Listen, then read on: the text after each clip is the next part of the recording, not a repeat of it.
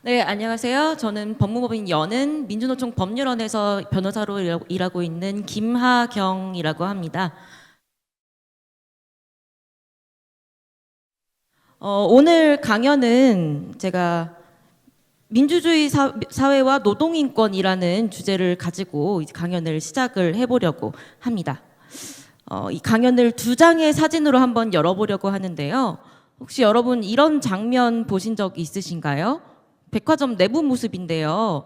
이렇게 많은 사람들이 구름처럼 몰려서 줄을 서고 있습니다. 이 줄 서는 이런 행동 뭐라고 하는지 혹시 들어보신 적 있으신가요? 대답이 들리는 것 같은데요. 오픈런이라고 하더라고요. 매장이 미처 문을 열기도 전에 이렇게 줄을 서는 것을 오픈런이라고 한답니다. 또 심지어는 본인이 직접 안 가고 대신 오픈런을 서주는 그런 종류의 아르바이트도 생겼다고 합니다. 근데 제가 이 사진을 보고 궁금했던 것은 이런 것이었어요. 우리 사회에 명품을 구입하려는 사람들이 이렇게나 많은 걸까? 우리나라 사회의 사람들이, 우리 사람들이 이렇게나 구매력이 좋은 걸까? 이런 의문을 가지게 되었습니다. 당장 올해 8월에 나온 기사들을 몇 개 갈무리를 해본 것인데요. 몇 개 기사들만 찾아본다고 하더라도 고급 수입차, 수백만 원대로 호가하는 가방 이런 것들이 고급품들이 불티나게 팔린다. 이런 기사를 쉽게 찾을 수가 있었습니다. 심지어 어떤 명품 브랜드에서는 우리나라에서만 가격을 올리겠다라고 정책을 발표한 사례도 있었다고 합니다. 이 1인당 구매력 평가 지수를 PPP라고 하는 개념이 있는데요. 이 구매력 평가 지수는 이제 한국이 일본 수준을 따라잡았다라는 통계 추정치도 있었습니다.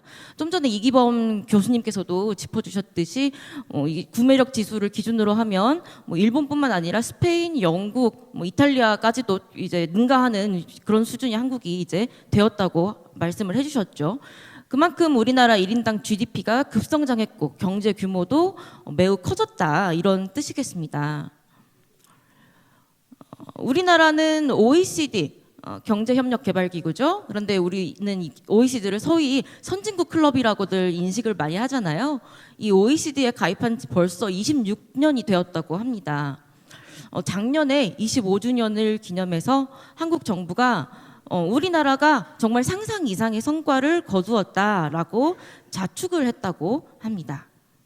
OECD에 가입한 1996년 당시만 하더라도 한국의 교육 규모가 2,800억 달러 정도였는데 2020년에는 9,800억 달러로 무려 250% 정도나 증가를 했고 국민 총소득, 기대 수명 이런 여러 가지 사회적 지표들 역시도 획기적으로 개선이 되었습니다. 하지만 노동권은 어떨까요?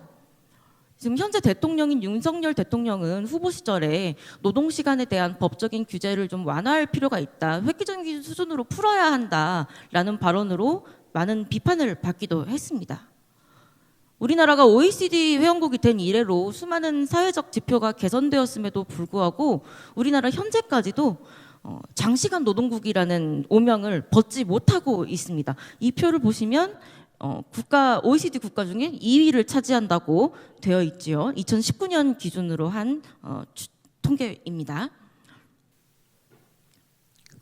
네, 국제노동조합 총연맹이라는 단체가 있습니다. 국제노총이라고 줄여서 부르는데요. 이 국제노총에서는 매년 ILO의 기본협약에 근거해서 보장되는 기본노동권에 대한 각 국가의 정부와 사용자의 위반 사례를 조사해서 보고서를 발간하고 있습니다. 그 결과를 토대로 보고서를 발간을 하는데 2022년에 보고서 내용은 어땠을까요? 2022년 국제노총에 따르면 우리나라의 노동권 수준은 최하위 수준인 5등급에 해당합니다. 같은 OECD 국가 중에서는 대한민국과 튀르키예만이 이 5등급 국가에 해당합니다. 국제노총이 보고서를 발간하기 시작한 게 2014년입니다. 그런데 2014년부터 지금까지 한국은 계속 최하위인 5등급을 유지해 왔습니다. 국제노동기준과 관련된 97개 지표를 기준으로 한 것인데요. 이 지표에 악영향을 미쳤던 한국 사회에서 발생했던 크고 작은 이슈들이 있었습니다. 2020년 무렵에는 집회를 이유로 한 민주노총 간부 구속한 사례들이 있었고, 혹은 특수고용, 플랫폼 노동자 노동기본권을 보장하지 않는 점, 이런 점들이 보고서 발간의 주요 어떤 판단 근거가 되었던 것이지요. 자, 한국의 현실에 대해서, 우리 한국 사회의 현실에 대해서 대략적으로 설명을 드렸습니다. 그렇다면 실제 법정에서는 어떤 사건들이 주로 문제가 될까요? 제가 민주노총 법률원에서 일을 하고 있으니 노동 변호사라고 할 수 있겠죠. 그럼 노동 변호사는 법정에서는 어떤 사건들을 진행하느냐, 이런 질문들을 종종 받습니다. 여러 가지 다양한 사건들이 있겠는데, 저는 가장 대표적으로는 근로자성을 중심으로 한 싸움들이 대표적으로 많이 있다, 이렇게 말씀을 드리고 싶습니다. 법에서는 노동자라는 말 대신 근로자라는 단어를 쓰기에 제가 근로자성이라고 표시를 했습니다. 근로자성을 인정해달라는 싸움이 대표적으로 많이 있는데요. 화물 기사들의 근로자성을 인정해달라, 웨딩 플래너의 근로자성을 인정해달라, 배달 앱 배달 기사들은 근로자냐 아니냐, 이런 싸움들이 법정에서는 실제로 문제가 많이 되고 있습니다. 네, 다음, 네, 예를 들어서 연장 근로수당을 받고자 하는 소송이 있을 수 있겠죠. 우리 근로기준법은 특별히 근로자에 대해서 하루 8시간 한도에서만 근로할 수 있다는 기준을 두고 있고, 이 8시간을 초과하는 시간에 대해서는 통상임금의 50%를 가산해서 임금을 추가로 지급해야 한다라는 의무를 사용자에게 부과하고 있습니다. 연장 근로수당뿐만이 아닙니다. 근로계약이 종료될 때에는 사용자가 뭘 줘야 하죠?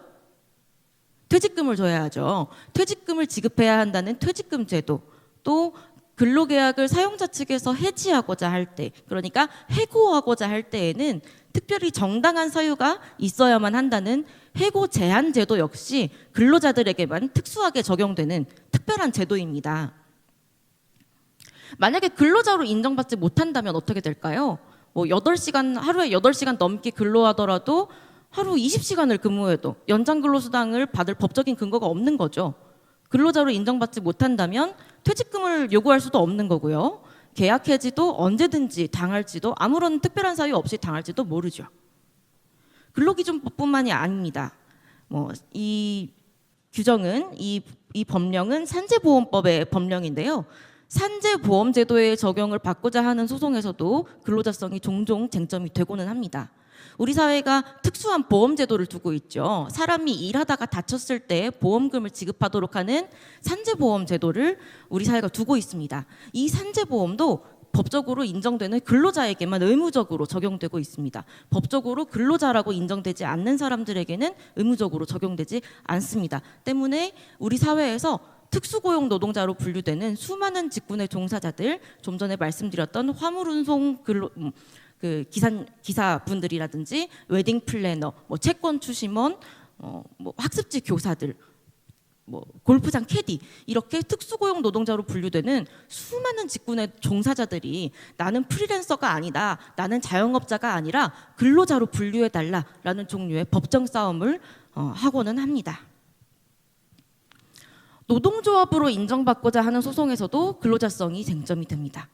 일하는 사람들이 모여서 조직을 결성하고 사용자에게 보수를 올려달라, 이렇게 요구한다고 가정을 해보겠습니다. 노동조합이 하는 이런 요구를 단체교섭 요구라고 하는데요. 이 노동조합 및 노동관계조정법, 노동조합법에서는 사용자가 반드시 노동조합의 단체교섭 요구에 응해야 한다라고 의무를 규정하고 있고, 이 의무를 어기면 형사처벌된다고도 정하고 있습니다. 만일 프리랜서, 그러니까 자영업자인지 근로자인지 애매해 보이는 사람들이 어떤 그룹을 결성해서 보수 인상을 요구한다. 사용자 측에서는 이 사람들이 근로자가 아니다라는 핑계를 대면서 교섭을 거부하는 경우도 왕왕 있습니다. 이런 경우에는 노조법상 근로자성이 쟁점이 되는 소송이 벌어지는 것이죠. 대표적인 최근 사례를 들자면 택배 기사들이 노동조합을 결성해서 택배 노동조합을 설립을 했는데 이 택배 노조가 교섭을 요구하자 영업점 사장, 영업점 사용자가 택배기사 개개인은 자영업자지 근로자가 아니다라는 이유를 들면서 교섭을 거부한 사례가 최근에는 있었습니다. 예, 이렇게 법적인 소송을 통해서 근로자성을 인정받으려는 이유가 뭘까요? 말했던 것처럼 우리 법률이 특별히 근로자에게만 인정하는 권리가 있기 때문이겠죠. 천부인권이라는 말 들어보셨겠죠. 권리라는 것이 반드시 법에 규정이 되어 있어야만 존재하는 건 아니지만 법에 그런 권리가 있다라고 명시가 돼 있다면 우리는 그 권리가 존재한다라고 더욱 용이하게 주장할 수 있을 겁니다.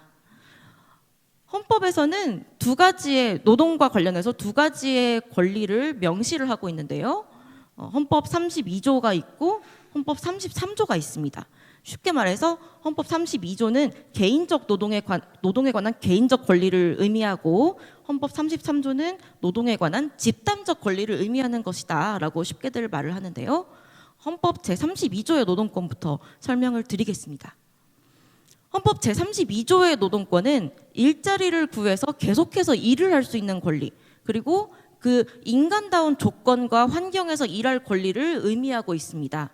그래서 함부로 아무런 이유 없이 해고당하지 않을 권리라든지 건강하고 안전한 작업 환경에서 일할 권리라든지 장시간 노동을 하지 않을 권리라든지 최소한의 임금, 적정한 임금을 받을 권리가 여기 헌법 32조에 모두 포함되는 것이고 앞서 말했던 근로기준법 혹은 산업안전보건법, 최저임금법 이런 하위 법률에서 구체적인 수준으로 구현이 되어 있습니다. 예, 자본을 소유하고 있는 사용자는 노동자보다 우위에 있는 경우가 대부분이죠. 국가가 적극적으로 개입하지 않으면 노동자와 자본가가 자유로운 계약을 통해서 사용자가 자유로운 계약을 통해서 인간다운 노동 조건을 합의하기는 극히 어렵습니다. 역사적으로 이미 증명이 되어 있습니다. 국가적인 개입이 없다면, 적극적인 금지 조치가 없다면 아동 노동과 위험한 노동, 살인적인 장시간 노동이 쉽게 일상화될 것입니다. 이 사진은 1910년대에 미국 펜실베니아 광산에서 근무하던 아동 노동자들의 사진을 나타낸 것인데 아동 노동 지금 법적으로 금지되어 있지요. 예전에는 아동 노동이 굉장히 횡행했습니다. 또 이 사진은 백린 중독으로 턱뼈가 녹아내린 19세기 런던 성냥 공장 노동자의 모습입니다. 또 이 청계천 평화시장에서 잠 깨는 약을 먹어가면서 장시간 노동에 시달리던 노동자들의 사례 우리는 아주 잘 알고 있죠. 이런 사례들을 생각해 본다면 적극적인 규제가 없다면 그러니까 헌법상 개인적인 노동에 관한 권리를 보장하고 있지 않는다면 위험한 노동과 장시간 노동이 얼마나 일반화될 것인지 쉽게 추단해 볼 수 있습니다. 다음으로는 헌법 제33조로 넘어가 보겠습니다. 우리가 흔히 노동 3권이라고 부르는 권리인데 여기에는 단결권, 단체 교섭권, 단체 행동권이 포함이 됩니다. 풀어서 말하자면 노동조합을 조직하거나 결성할 권리, 그렇게 조직된 노동조합이 사용자와 자주적으로 교섭할 권리, 마지막으로 요구를 관철하기 위해서 쟁의행위, 그러니까 파업을 할 권리를 의미하는 것입니다. 이러한 권리들은 필연적으로 사용자 측의 자유를 일정 정도 제한할 수밖에 없는데 그럼에도 불구하고 특별한 필요성이 있기에 노동자들에게 보장되고 있는 것이지요. 노동 3권은 주로 노동조합 및 노동관계 조정법의 구체적인 수준에서 구현이 되어 있습니다. 이런 권리들을 이런 노동 3권을 특수하게 명시해서 인정하고 있는 이유는 좀 전에도 말씀드렸듯이 노동자 개인이 사용자와 대등한 위치에서 계약을 체결할 수 있는 존재가 아니라는 관념이 전제되어 있기 때문입니다. 노동자와 사용자는 공평한 지위에 있지 않다는 전제에서 강자에 대응하기 위해 집단을 이뤄 행동하는 것이 반드시 보장되어야 한다는 관점이 보장되어 있는 것이죠. 우리 헌법재판소에서 판결로 결정문으로 명시한 바입니다. 사용자에 비하여 경제적으로 약한 지위에 있는 근로자로 하여금 사용자와 대등한 지위를 갖추도록 하기 위해서 헌법 33조가 존재한다는 것입니다. 우리 절이 싫으면 중이 떠나라라는 속담이 있죠. 하지만 중이 저를 떠나서는 살 수 없는 존재라면 어떻게 해야 할까요? 만약에 세상에 존재하는 모든 절이 중에게 부당한 환경을 강요하면 어떻게 해야 할까요? 어디로 가야 하죠? 노동자는 결국 일을 하지 않으면 먹고 살 방법이 없는 존재입니다. 이런 상황에서 개인이 자신의 노동 조건을 바꿀 수 있는 가능성은 개인으로서는 매우 힘든 일이고 매우 미미한 가능성인데, 노동조합을 통해서 비로소 노동자가 사용자와 대등한 지위를 가지고 근로조건에 영향을 미칠 수 있게 된다는 것입니다. 이렇게 헌법과 법률이 노동자의 권리를 보장하고 있음에도 불구하고 우리 사회의 노동자들은 노동 문제를 자신의 문제라고 인식하지 못하는 일도 많습니다. 회사에서 흔히 일하는 사는 사무직들 월급을 받아서 생활한다는 점에서는 노동자임이 분명하죠. 그런데 노동자라는 말 속에 전통적인 열악한 환경에 있는 옛날 블루칼라 노동자의 이미지가 연상되기 때문인지 사무직 노동자들이나 고소득 노동자들은 자신이 노동자라고 생각하지 않는 일도 있고, 또 노동권의 중대한 침해를 입기 전에는 자기와 노동 문제는 아예 무관하다 이렇게 생각하기도 합니다. 정부도 이런 인식을 부추기는 경향이 있습니다. 노동 문제가 발생을 했을 때 그 문제는 그 기업의 노조에만 해당되는 문제다, 이렇게 프레임을 짜는 경우가 굉장히 많습니다. 보편적인 인권의 문제, 보편적인 노동의 문제가 아니라 일부 이익 집단의 문제로 돌리는 것이죠. 이렇게 함으로써 집단으로 조직되어 있어야만 강력한 힘을 발휘할 수 있는 노동자들을 잘게 쪼개고, 결과적으로 노동자들의 목소리를 약화시키고 나아가서 불만과 요구를 무력화하는 것입니다. 하지만 우리 자본주의 사회에서 자본을 가지지 못한 1대 99의 사람들은 임금 노동을 해야만 생계를 유지할 수 있습니다. 우리는 대부분 노동자이거나 노동자가 될 것입니다. 소수의 건물주나 재벌가 자녀들을 제외하면 대부분의 학생들은 나아가서 노동자가 될 가능성이 매우 높습니다. 또 우리는 일하지 않는 시간 동안은 다른 정체성을 가지고 있죠. 가족의 한 구성원이기도 하고, 동호회의 회원이기도 하고, 지역사회의 시민이기도 합니다. 이건 분명합니다. 하지만 결국은 인생의 상당한 시간을 노동을 하면서 보내게 됩니다. 일터에 나가는 시기가 대학 진학률이 높기 때문에 일터에 나가는 최초 시기가 다소 늦춰졌다고는 해도 25세에서 60세까지는 일하면서 보내기도 하죠. 그렇게 노동 문제는 일부 집단, 일부 시기, 일부 사람들의 문제가 아니라 아주 보편적인 노동 인권에 관한 문제인 것입니다. 실제로도 한국의 노동자들은 어려움이 생길 때 동료 노동자들, 동료 시민들의 연대로 권리를 되찾아왔습니다. 노동권 보장의 문제는 결국 최저 기준을 높이는 문제이고 사회 전체의 권리의 수준을 높이는 문제이기 때문에 다른 사람의 권리가 보장될 때 나의 권리도 함께 보장이 될 수 있습니다. 우리 사회가 사회적 연대를 통해서 노동자와 노동조합의 힘을 더할 때 나의 노동 역시도 더 많이 안전해지고 인간다워질 수 있다는 점 말씀드리기 위해서 오늘 강연 이렇게 해보았습니다. 경청해 주셔서 감사합니다.